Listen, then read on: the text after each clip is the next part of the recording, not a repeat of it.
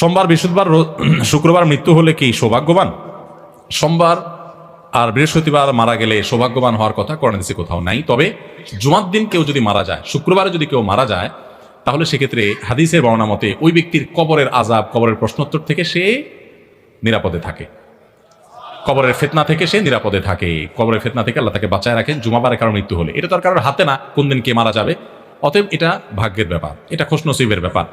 যদি কেউ এই দিনে মারা যায় তাহলে এই সৌভাগ্যের অধিকারী সে হবে। আবার এইবারে মারা গেলেই যে সে জান্নাতি, এরকম কোনো গ্যারান্টি দেওয়ার কোনো সুযোগ, কারণ শুক্রবারে বহুত আল্লাহর প্রতি অবিশ্বাসী কাফেরেরও মৃত্যু হয়, বহুত ফাসিকেরও মৃত্যু হয়। আবার শুক্রবার ছাড়া অন্যদিন মারা গেলে লোকটা খারাপ, সেরকম যোগ বিয়োগ কষবেন না। আমরা তো বাঙালি খুব সহজে যোগ বিয়োগ কষার ওস্তাদ, বুঝেন নাই?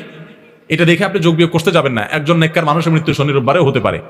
আমাদের প্রিয় নবী সাল্লাল্লাহু আলাইহি সাল্লামের মৃত্যু কিন্তু শুক্রবারে হয় নাই। অতএব কেউ শুক্রবারে মরণে দেখে আরে এই লোকটা খারাপ, আর শুক্রবার মরসুদ দেখে একেবারে জান্নাতের সার্টিফিকেট দিয়ে দিবেন, এই গ্যারান্টি নাই। তবে হ্যাঁ, এটা ঠিক যে হাদিসের আলোকে শুক্রবারে মৃত্যুবরণ হলে তার কবরের ফিতনা থেকে মুক্ত থাকার কথা আছে।